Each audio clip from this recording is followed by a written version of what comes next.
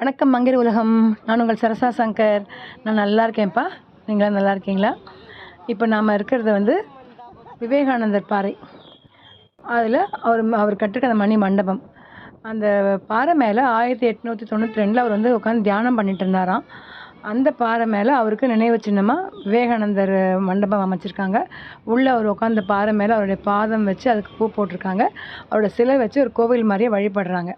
உள்ளெல்லாம் வீடியோ எடுக்க அனுமதி இல்லை. ஸோ வெளியில் மட்டும்தான் அந்த வீடியோ கவர் பண்ண முடிஞ்சிச்சு. எவ்வளோ அழகாக இருக்கு பாருங்கள். அந்த பில்டிங் அமைப்பு ரொம்ப அழகாக இருக்கும். சுற்றி அந்த மேகக்கூடத்து நடுவில் அதை பார்க்கும்போது ரொம்ப ரம்மியமாக இருந்துச்சு.